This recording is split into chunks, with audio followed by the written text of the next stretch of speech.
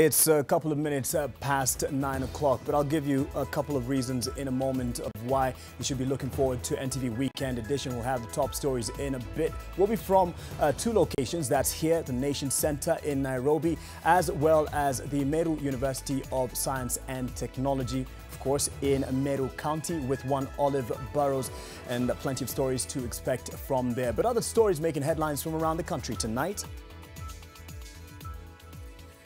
Tonight, fireworks and counters. We are not going to win the war against corruption by Friday arrests. Arms of government commit to up their fight against corruption. Our courts must stop the practice of using injunctions against investigation of corrupt activities, issuing these orders. If your lawyer is having your case and is defending so and so and so and so and so and so, we are not going to wait for him or you. Plus, it's DP Ruto's land. NLC says legal process was followed, but officials failed the math on value. The value of that land, the equivalent value and equivalent size in the general location, cannot be based on a value of 20, 30 years ago. Also, a teacher dead, 2 students in custody. Kichwa ilikuwa imepasuka mpaka ubongo ulikuwa chini. Police investigate the murder of a physics teacher in Nakuru. And in our political satire this Friday, the Fred Matiang'i March to Greatness. Hakuna shida. Kila mtu afanye kazi yake. The battle over roles and day handshake failed to help Aisha Jumwa roll back the past. Under the spirit of the handshake, mimi kama Aisha Jumwa, ni kitu gani ambacho hakiwezi kusamehewa hivi sasa?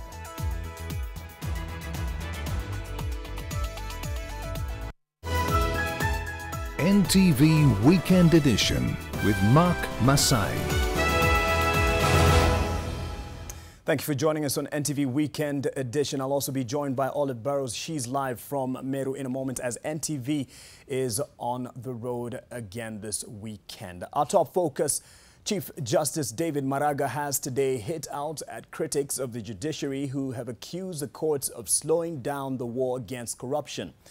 Maraga termed the accusations as unfair while acknowledging deficiencies in the judiciary, some of which he says were not of its own making.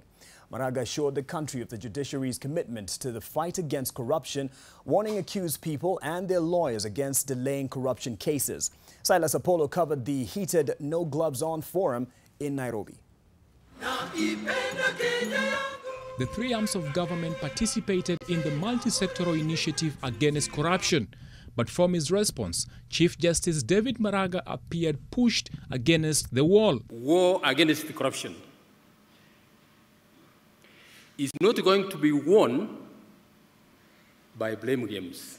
The Chief Justice answered almost every single one of his critics, starting with the Director of Public Prosecution, who accused the judiciary of slowing down the fight against corruption. Look at the way you frame cases.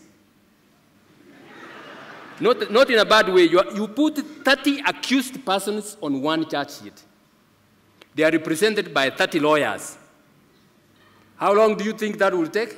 Maraga denied claims that courts were to blame for lack of convictions of persons accused of corruption, postponement of cases, acquittals, and even adjournments. We are going to be given half-baked cases. We will dismiss them, and we will do that firmly, because as a judicial officer, as the Chief Justice of this Republic, we are not going to send anybody to prison who is innocent or whose case has not been proved as required by the law.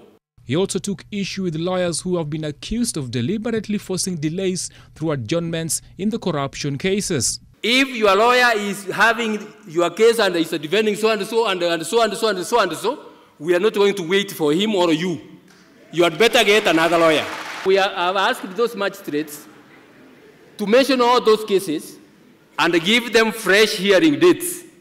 The dates available to those magistrates, not the dates available to the lawyers. The CJ noted that the biggest challenge facing the judiciary is poor funding, which he explained as crippled operations. The judiciary is extremely underfunded. If the Kenyans want judiciary to give them the services they require, we need funding. Last year we asked for that 1 billion, we were given 14.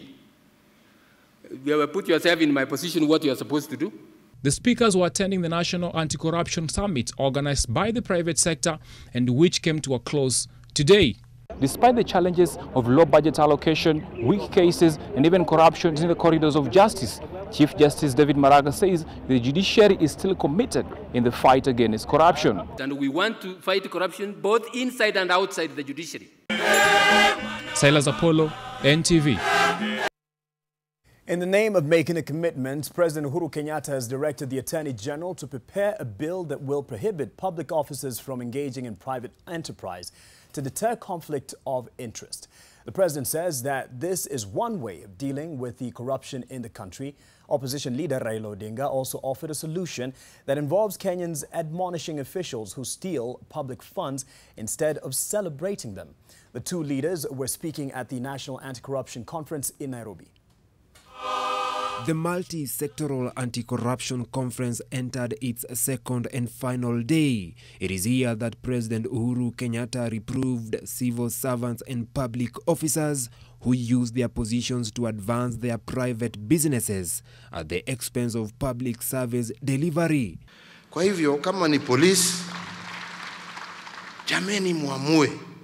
Wewe unataka kuwa mwenye matatu na ni sawa, lakini uniform weka chini. Huwezi kuwa officer ambaye anashika gari kwa barabara, alafu wewe pia ndio officer ambaye ndio mwenye gari. The president has now directed the Attorney General Paul Kihara to prepare and forward a bill to the National Assembly in a bid to proscribe conflict of interest and penalize public officers who abuse their offices. That will address the question of conflict of interest, as well as prohibiting any action by any state or public officer that creates a conflict of interest. President Kenyatta also vowed to recover and nationalize all stolen public assets, casting blame on lawyers for stifling the war against corruption. And we put in a clause that we wanted lawyers who hold clients' accounts to be able to share that information with investigative and financial bodies. And they shut it down in Parliament. We have no problem with that where you're doing legitimate business. But if a matter is under investigation, surely, if a man or a woman for that matter is being investigated for a particular case, why should you deny the investigative arms the ability to be able to see who the beneficial owner is? Opposition leader Raila Odinga dissuaded Kenyans from celebrating people who have acquired their wealth through corruption. According to Raila, winning the war on graft requires a change in attitude. Those who steal from us and who then give back partly out of guilt and partly to buy our admiration and silence are seen to be generous or development conscious, even when we know they are not. The judiciary appears to be spending most of its resources and time hearing frivolous petitions to protect criminals and their own in cahoots with the legal fraternity instead of serving Wajiko. My observation here is that if the judiciary does not listen to Wajiko, I promise you Wajiko will take action. Will stand behind Uhuru Kenyatta as he prosecutes this charge. The leaders have called on all the government anti-graft agencies to effectively actualize their mandate in fighting corruption in the country. President Kenyatta maintains that corruption is still a threat to national security. Vincent Odur, NTV. At this time of tough talk against corruption, the Deputy President William Ruto has one more hurdle to pass to have ownership of the Western Hotel land regularized. In a report obtained by NTV, the National Land Commission's investigations has revealed that the 1.9-acre piece of land may have been acquired irregularly, but legally. NLC Commissioner Abdul Kadir Adan Khalif says that the land has to be valued again before the process is completed. Kenvi Jungu reports that 6 commissioners out of the 8 are all in agreement. The National Land Commission's report on Western Hotel land dated the 22nd of January 2019 and signed by the Vice Chairperson is a combination of months of investigations. The National Lands Commission was seized of this matter after it ended up at a parliamentary committee investigating how the public land, which originally belonged to the Civil Aviation Authority, is now privately owned.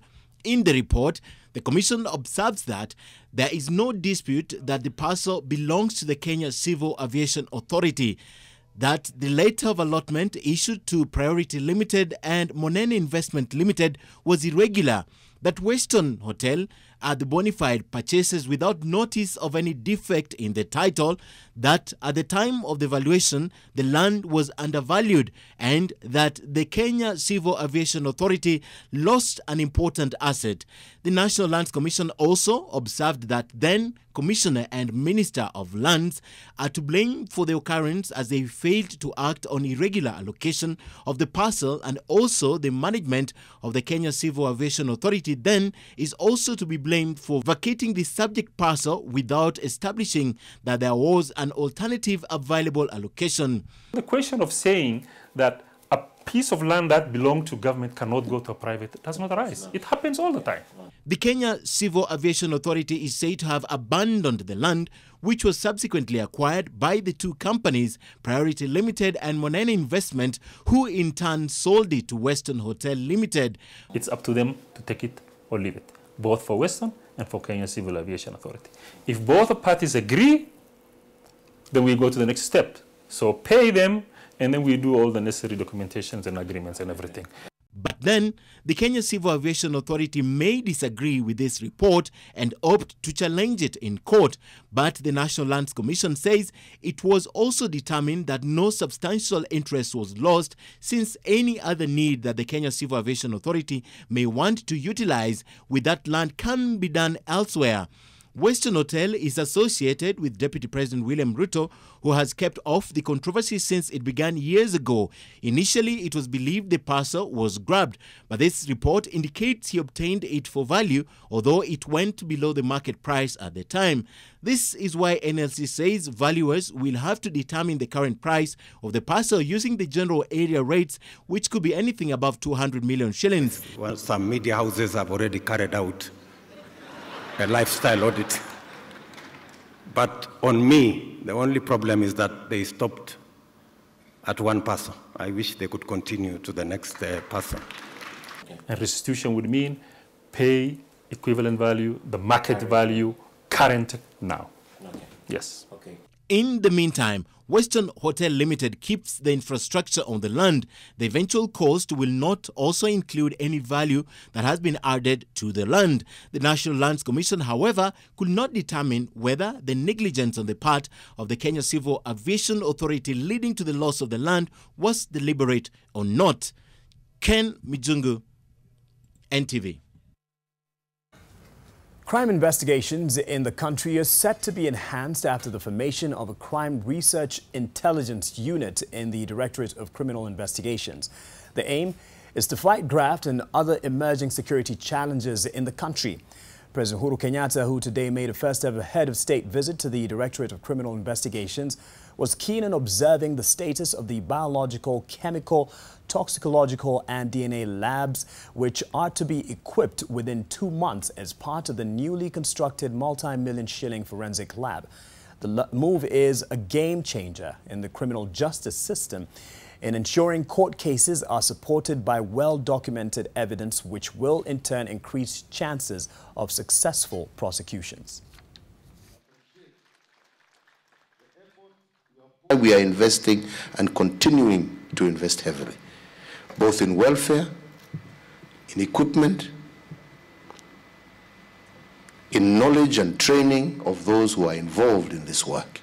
Sasa wewe IG uko na uniform, hawa uniform yao sini hii wamevaa, sini shughuli yako.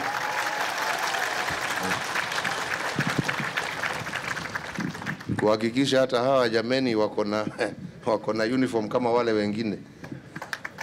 Mtu akiambiwa aende anunue nguo zake na sasa ni nguo zake, hiyo ni ya nyumbani, hii ni ya kazi. Sini namna hiyo. warudishiwe hiyo allowances yao ya kununua nguo. A Turkish businessman has been charged in a Shanzu law court with 10 counts of child defilement and promoting child prostitution. Elsek Osman, however, claims that he is being targeted by powerful individuals over his investments in the country worth billions of shillings. In the same court, fresh charges were pressed on the two foreigners captured on video stripping a woman in Kilifi County. NTV's Kevin Mutai with the details. They try to get more money from me. They can't. Can you imagine? One of their mother is telling my mate, this Muzungu will die. Everything we will take from Muzungu to give our kids. While in the dock, Elsek Osman defended himself and accused some individuals of targeting his business empire. He was arrested and charged for allegedly defiling a minor and for compelling two others to perform indecent acts against their will. The two minors allegedly live in his house. Accused upon release from custody is not allowed to get in touch with the children or their parents, either by himself or through his agents. In another case, the Director of Public Prosecutions has amended the charge sheet and pressed more charges against Zabin Sacha and Wektabe Shetsaviski, the foreigners who are accused of stripping a Kenyan woman and filming her naked body against her will. After reviewing the video clip showing one of the suspects wrestling down the woman, the DPP said the suspects sexually assaulted her. But the affidavit would be sufficient for the first offense, right? The prosecution says the suspects committed the offense on January 17th this year at the Kenya Medical Association apartments within Mtwapa town. The suspects denied the charge when they appeared before the Shanzu Senior Resident Magistrate on Friday and were released on bail. Their case will be mentioned on February 20th. Kevin Mutai, NTV, Mombasa.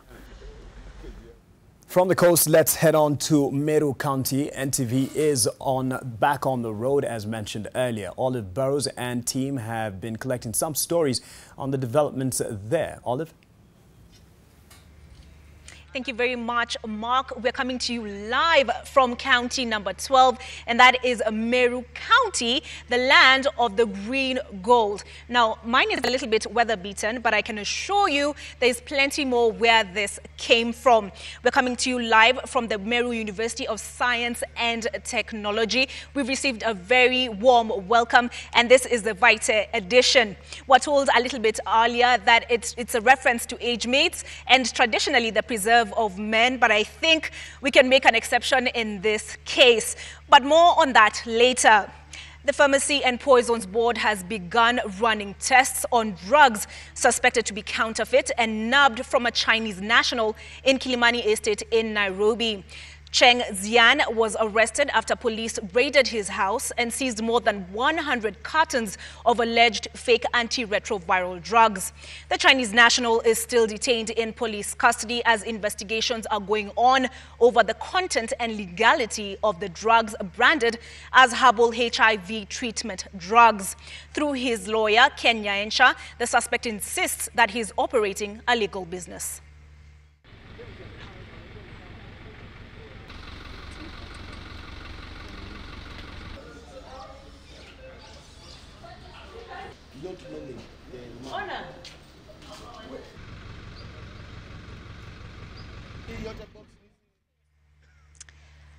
Jafet Ndungu Nuru, a GSU officer, has been hailed for his bravery in the face of the Riverside terrorist attack. The officer was honored in a memorial service which was held today at the All Saints Cathedral Church in Nairobi.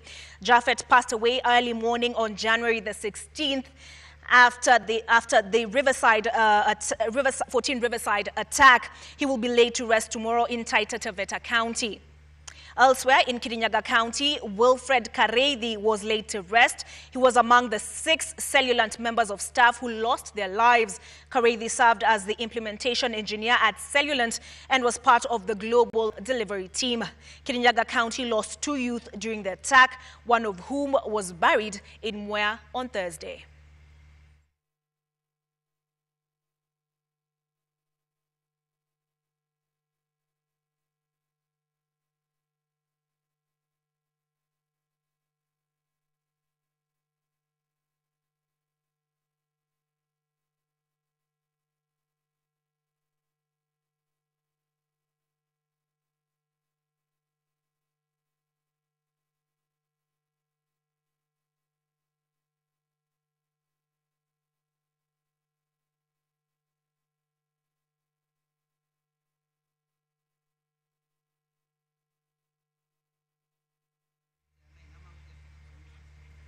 We take a break, but we'll be right back with more from Meru County.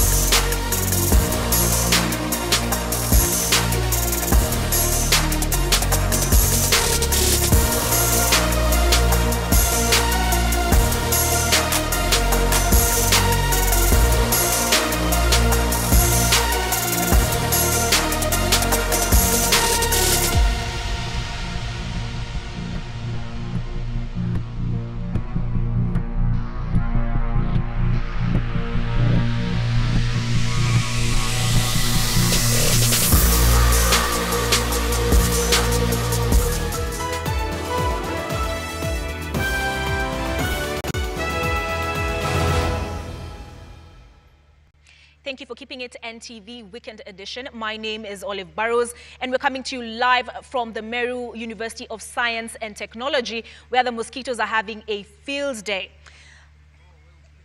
Now on to some sad news. 3 people, among them 2 Form 4 students, are in police custody in Nakuru County following the gruesome murder of a teacher at Hopewell School.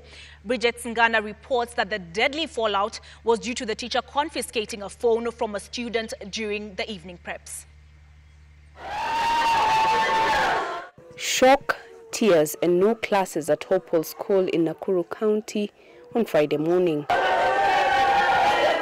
The students still processing how their physics and computers teacher, Peter Omari, was no more. He had supervised their evening preps Thursday night. I received a call from the matron's phone, but it was a student calling me, saying that the patron has been attacked by unknown people. So I arrived here. The bloody murder took place more than 100 meters from the school compound as Omari was just arriving at his doorstep. It is believed his assailants ambushed him in the dark, hitting him with a blunt object. Watchman alikuwa anakuja aende kuvaa jacket ndio arudi aende kulisha mama ingie kwa nyumba. Ndio hiyo watchman alifika hapa, yeye msaa kochini akakimbia akaenda kuita mama. Na hatuwezi tukajua alitumia chombo gani kugonga, lakini upande kichwa ilikuwa imepasuka mpaka ubongo ulikuwa chini ama ulikuwa nje. The private school neighbors a residential area, and according to the school's management, the suspects have been supplying students with illicit liquor and drugs despite complaints to the local authorities. Thursday night's incident is said to have been the second time a student at the school was supplied with a phone by the 2 other suspects. Only this time, the teacher who uncovered the offense is now dead. Right from the gate of the school, the 3 homesteads lining up there, from where even the suspects were picked up. They've been selling drugs to our students. We have filed the report. The next 2 homesteads sell alcohol, illicit alcohol. The late Omari will be remembered as a humble and passionate teacher. He leaves behind a widow and a son. He came in as a trained teacher. Then he decided, in fact, he was doing his teaching practice now, this term. The attack of a teacher here at Hopewell Secondary School is what the school management says should be the climax that would move the security organs in this area to act on the concerns they have been raising on how the school relates with its neighbors. Bridget Ngana, NTV, Nakuru County. The 2.3 billion shilling Miwani Sugar Company fraud case will take longer than anticipated. According to the presiding magistrate at the Kisumu Law Court, shortcomings in his office have led to a delay in the final submissions by the prosecution and defense team, which pushed it to March. There are 8 suspects in this case, among them a former magistrate, Abdul Kadir El-Kindi. NTV's Seth Olale has been following the case from the Kisumu Law Courts. Principal Magistrate Julius Ngarngar told both the prosecution and defense team that the recorded court proceedings needed for the final submission were not ready. Ngarngar explained that his secretary, who is tasked with typing all the case recordings, which include witness statements and introduction remarks from both the prosecution and defense team, has been unwell. That is why we are not able to finalize. Ngarngar set March 1st, 2019 for the final submissions. In the case, former magistrate Abdul Kadir El-Kindi, alongside 7 others, are charged with conspiracy to defraud Miwani Sugar Company of its multi-billion shillings property. The 7 other accused are Kibos Sugar Chairman Sukwindar Sai Chate, Ian Gakoimawa, Odongo Phillips Katiba, Moses Naburo Osewe, Kefa Lumumba Atunga, Epainto Apono Okoyo, and Crossley Holdings Limited.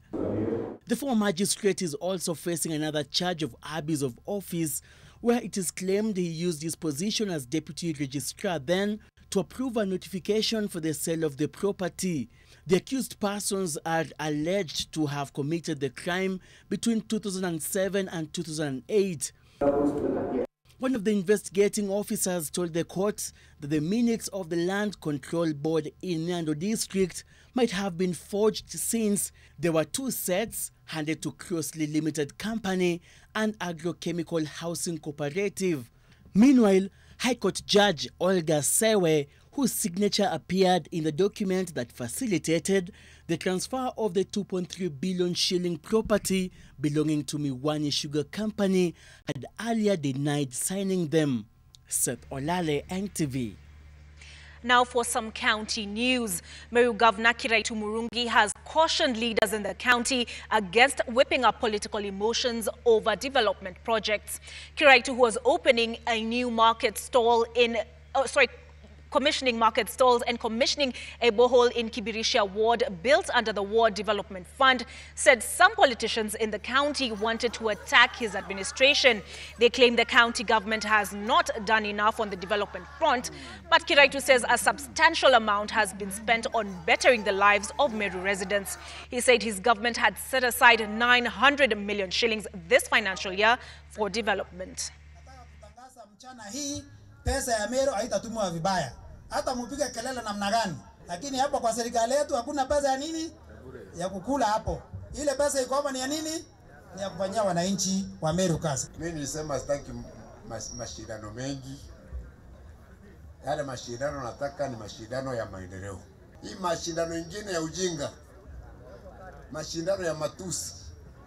Hapo mimi siko. Our reporter on the ground, Kennedy Murithi, covered the commissioning of those market stalls and the borehole. Close to 1,000 youth are expected to graduate from the Meru Youth Service program. Yes, you heard me right, Meru Youth Service, in less than 2 months. The Pioneer program is aimed at equipping the county's youth with skills, preparing them for self-employment. Again, NTV's Kennedy Murithi reports on the success of the program. It has been in existence for only 1 year, but the Meru Youth Service is already changing lives for the county's youth. Launched in March last year, the program has so far enrolled about 1,000 youth drawn from across the county's 9 sub-counties with the hope of equipping them with the necessary skills to be self-sufficient.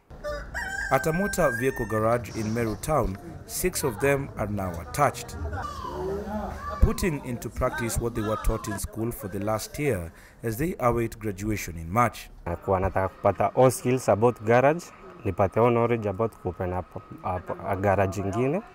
Nataka kuopen another garage that hata nikirudi huko narudi nyumbani ama nini, nataka kurudi nipate another niajiri watu wengine, my fellow youth.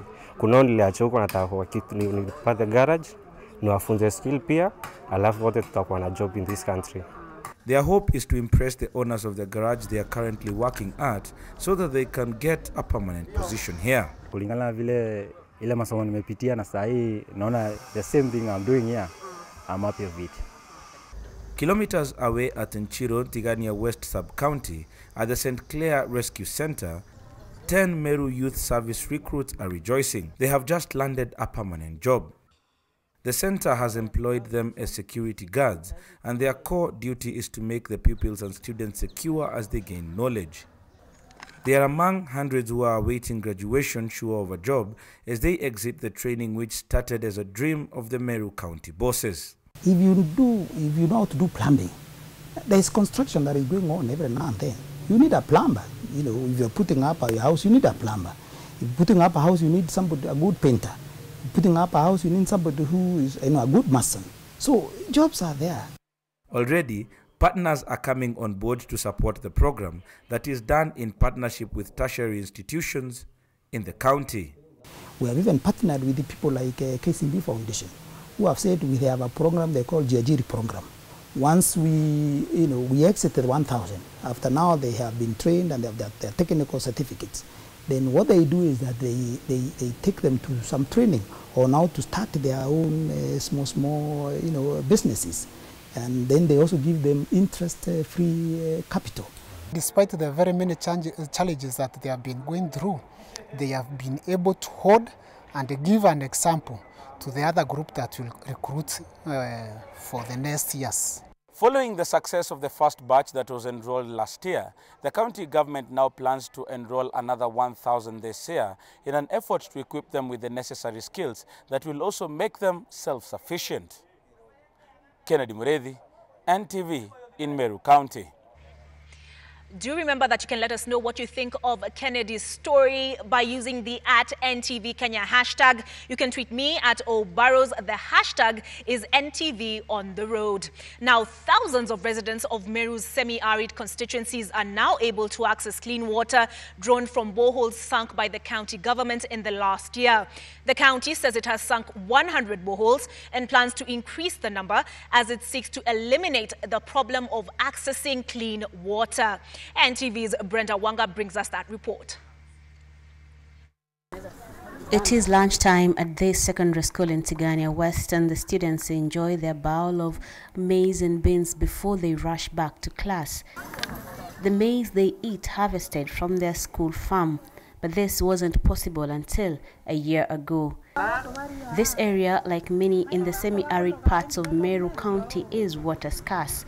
Agriculture here purely rain-fed, but that has changed, at least for the school and its neighbors. Gotten the borehole project from the Meru County government. It was started last year. The borehole sunk here has the capacity to supply water for both the domestic and agricultural needs of the community. The school really has been the major beneficiary of this project because previously we used to experience a lot of problems with the provision of water in the school for washing, that is for domestic. At the school, drip irrigation has been employed to grow a variety of crops that feed the student population. The surplus is sold to the community. You can see that you used to spend a lot of money maybe to buy these vegetables for the students, but now you're making a lot of savings. Yeah, which now you can direct it to providing other infrastructural projects in the school. The same commodity is supplied to those who live around the school. Tunaenda kutosa maji mbali. Tunaenda saa moja tumepika saa 4. Hakuna kazi nyingine umefanya. Na sasa kutoka ile maji yamekuja hapa. Tumeoa, tumefua nguo. Hata hiyo mandizi mimi napanda. Kwa hiyo maji. The people who live in these areas can now easily access water for domestic use, but the availability of this water has also had a ripple effect on the overall lifestyles of the people. Previously, the residents would walk long hours just to fetch the precious commodity. Now that journey, sometimes 4 hours long, has been eliminated, freeing the women and the children to undertake other duties. The county government says this is one of the flagship projects that they have undertaken in the last 1 year. We are the first county, I think, and I would want anybody to challenge me on this, which are sunk, not only sinking, bowls that are being used, people are drinking water, properly equipped. The first county to have done that within the first 1 year, 100 bowls. There are plans to expand this to cover all the areas that still have problems accessing clean water. Brenda Wanga, NTV in Meru County. When Meru University of Science and Technology, where I now stand, was conceptualized, and that was in the 1960s after independence, the dream was to create a Makerere of that time. Then during Sheke, the Council of Elders for the Meru people donated well over 500 acres of land in that endeavor. It has been a long road towards the realization of that dream, with the university only receiving its charter 5 years ago. In that short time, it has already shown great promise of becoming a hub for innovation as their founding fathers envisioned. These bushes you see here, this is where the elephants come to give birth. It's the elephant maternity. They move from Isiolo, from Marsabit, they come to give birth here for some reason. The Meru University of Science and Technology, like those jumbos, shares a long history with the vast expanse of land on which it sits, going as far as the eye can see. The time it took between the time they dreamt and the time Makerere started happening here, there was squatters. People started encroaching on the land. the land on which the university sits having been donated by the Njuri Cheke on attainment of Kenya's independence in the 60s. Technology was seen to be giving answers to problems that people suffered. This is an agricultural community, serious agricultural community, albeit they are small-scale farmers. So they wanted technology to be given to their own people and young Kenyans so that they can actually provide solutions to difficulties in farming, difficulties in health, difficulties in building, difficulties basically in the way work was done. In 2013, the Njuri Cheke's dream was realized when the then constituent college of the Jomo Kenyatta University of Agriculture and Technology was awarded a charter. And in keeping with the founding fathers' ambitions, the university was actually given the status of a university to deliver Vision 2030. Now, Vision 2030, Agenda 4 is drawn from Vision 2030, and Vision 2030 answers to the Sustainable Development Goals. It so happened that in answering to Vision 2030, we have the engineering, civil, mechanical, electrical, and now in our engineering school we also have architecture. So there we would be answering to 2 of the Agenda 4 items, the housing as well as manufacturing. Already, the university has made significant progress in the area of food security by developing a sensor-based irrigation system triggered by the levels of moisture in the soil and found good use for the black soldier fly. They lay eggs just like other flies, and these eggs metamorphose into larvae. So the stage that we use mainly is the larvae, the maggots, and they digest the solid part of our toilet to an end product that can be used as fertilizer. With the donation of an innovation center by the University Chancellor Dr. James Mwangi, the plan now is to turn these innovations into viable enterprises for the benefit of society. We want our students, our graduates, to move out of here knowing that I can move into this community, identify a problem, call upon my network, develop that idea into a product that will solve this problem. But we go beyond just developing that product. We will train our students how to take that product and deliver it to communities. We would like to see MUST delivering solutions to communities of Kenya sustainably. Olive Barrows, NTV. Now, I would be doing a great disservice if I didn't mention that the Vice Chancellor of this fine university would have been here to speak to us were he not called away on urgent business. Now, time for business in Nairobi with Julian Zamboko after this break.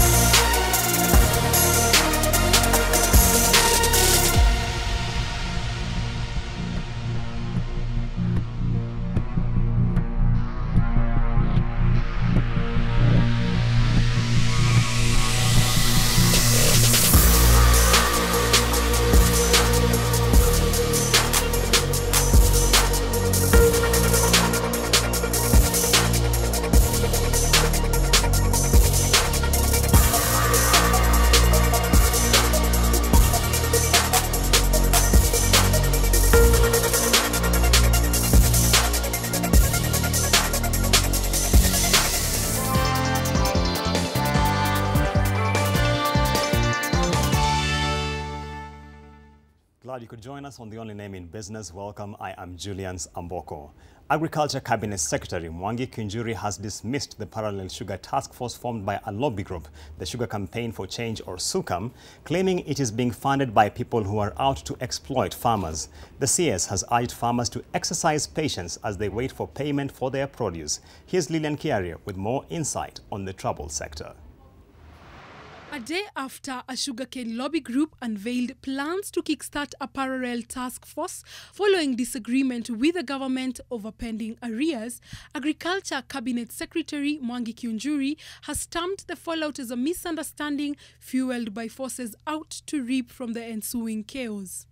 And the issue of payments of farmers should have been one of the recommendations of the Sugar Task Force. They should have been able to express themselves and also to dig further to look at the problem. Kinjuri says the process of holding public engagement forums across the country is costly and has hinted at the parallel task force by the Sugar Campaign for Change as being sponsored by a well-heeled group that is using the lobby group as a facade. On account of being our own experts in sugarcane farming, have formed our own task force. Some of the issues challenges that we have been facing as a committee is sometimes you didn't have funds, and that is government. How can somebody pretend that you can come up with your own task force and move across the country correcting issues?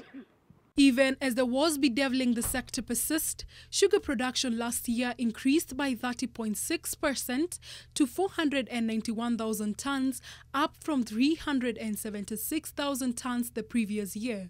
Sugar imports declined by 71% in the same period from 989,000 tons compared with 284,000 tons in 2017. The government's call to farmers who are yet to be paid is for them to continue exercising patience until the supplementary budget has been approved.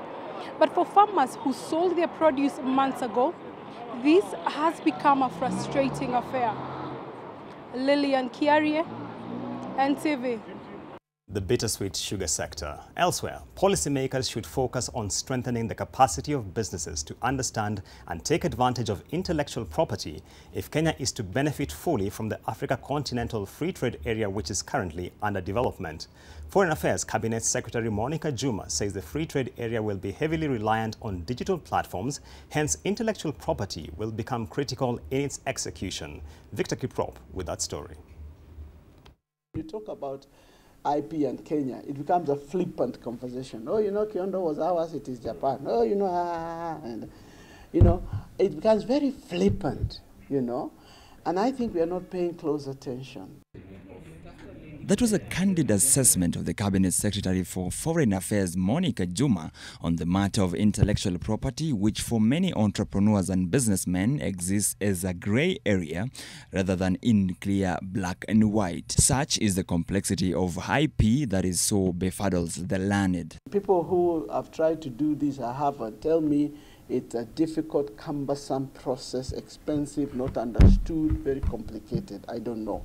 Intellectual property, which refers to the intangible property that results from creativity and is contained in patents and copyrights, is an aspect of commerce that a few in Kenya take advantage of, making foreigners some of the beneficiaries.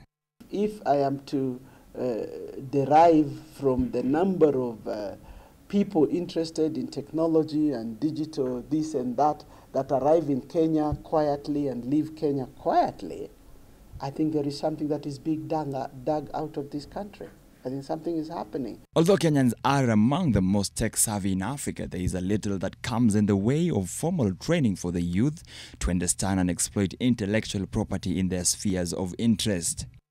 We need a platform where that interaction takes place in a way that is structured, in a way that is regulated, in a way that is managed properly. The Cabinet Secretary was speaking to leaders of the Kenya Business Membership Organizations at a hotel in the capital city. Victor Kiprop, NTV Business.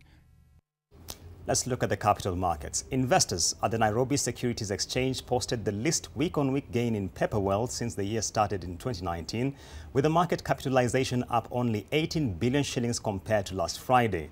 The NSE 20-share index closed Friday's trade at 2,900 points, 2 percentage points higher than it closed last week. The banking and telecommunications sectors dominated investors' interest this week, accounting for 35% and 32% of transacted value, respectively.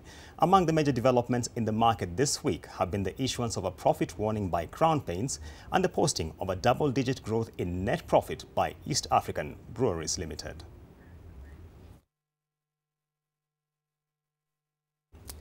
And that's it for the business news. Have a good evening.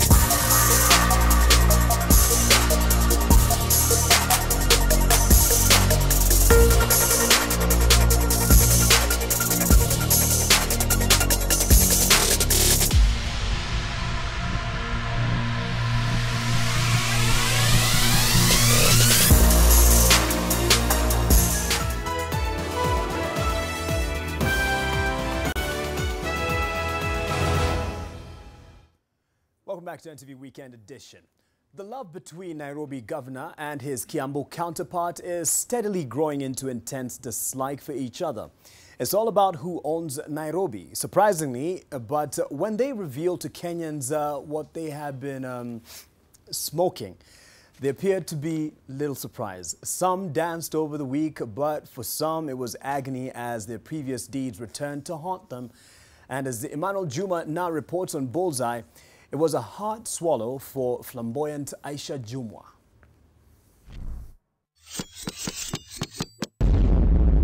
Hamutakubali tena Nairobi iende kwa mtu ambaye hapana jali maslahi yenu. He's referring to this man. And maybe you have been wondering, what are these politicians smoking? I think he used to smoke a lot of bangi when he was an MP. And I'm a witness to this. We used to go to a certain toilet there. He's saying he loves weed, cannabis, or you can call it bang. Wewe unaona wazimu mwingine juzi anasema ati hawezi peana license ati kwa 14 sita. Kwani barabara ni yake? He used to smoke a lot of bang, this guy. In fact, he was hiding bang in the socks like Governor, this. you can't say... Mwingine wazimu anaamuka safari moja kusema ati hamwezi kuja Nairobi. Kwani Nairobi ni kwake? But me, I'm not smoking anymore. Him is still smoking as the governor of Kiambu. We may have to confirm that. But what's not in doubt is that they behave like the weed they smoke. And weed causes trouble wherever it grows, right?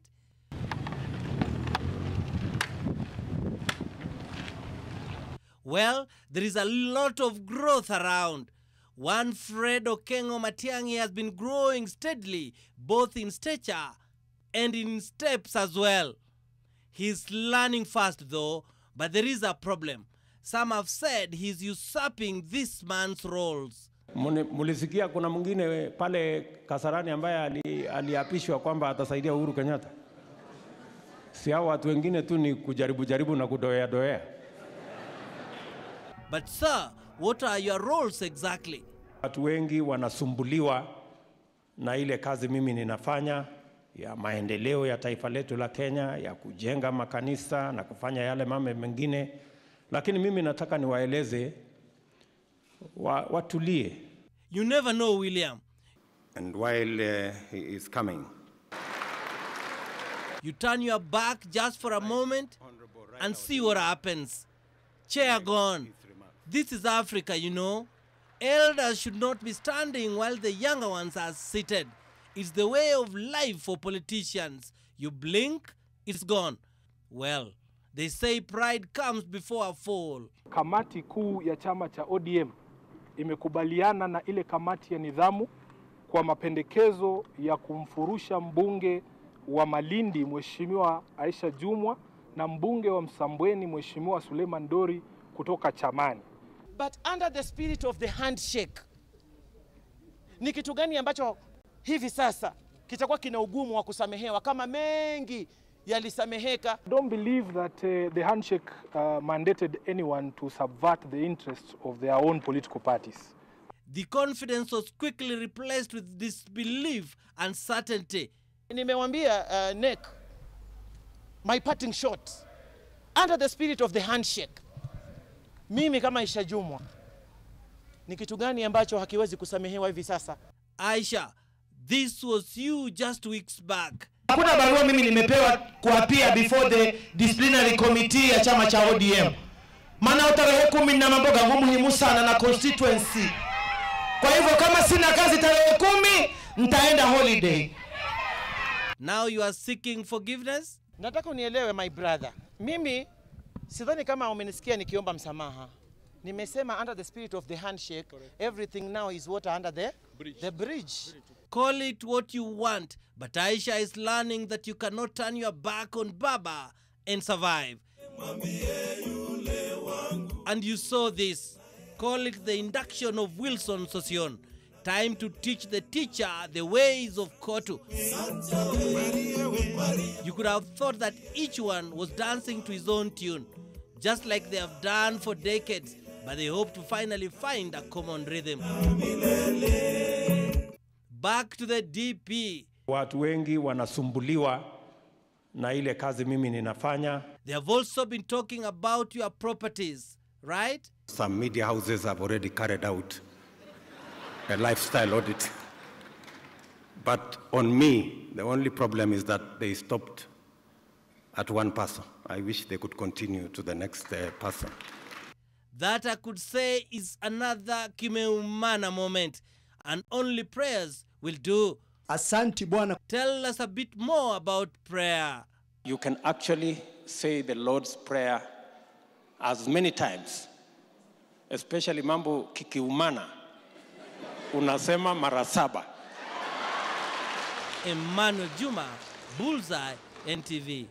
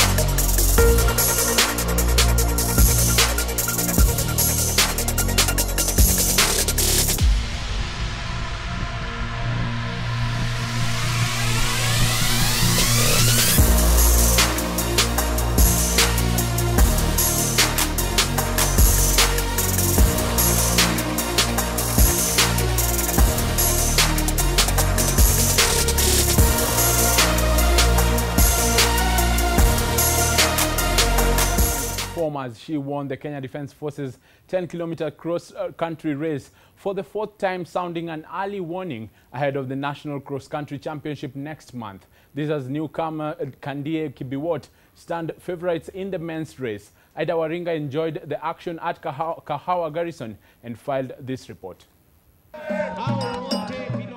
As she had predicted ahead of the race, Helen Obiri defended her Kenya Defence Forces cross-country title in dominant fashion, despite the hot and dusty conditions at the Kahawa barracks.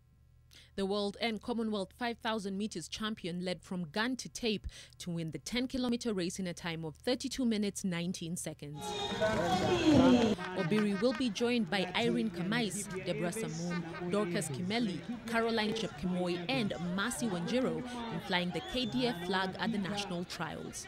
So far, Kimbia cross-country trials. Itakuwa my first time and I'm looking forward. At least the title yenye sina ni ya World Cross.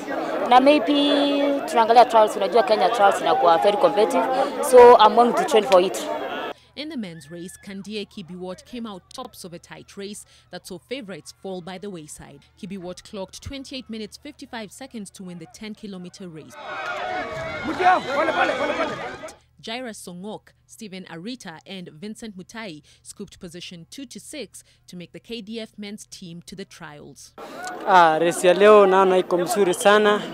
Hata vile nilikuwa na maumivu, lakini race iliyoko mbele yangu sahi nasikia niko sawa. Saturday will see the action shift to the Ngong Racecourse, where the police cross-country will be held, and to Uhuru Gardens, where the prison's cross-country will be run. Focus now shifts to the National Cross-Country Championships planned for February 23rd in Eldoret that will determine Kenya's representatives at the World Cross-Country Championships slated for March in Denmark. For NTV, I'm Ida Waringa. And Ruth Chepngetich ended Ethiopia's dominance at the Dubai Marathon when she won the women's race in a course record, breaking in a time of 2 hours.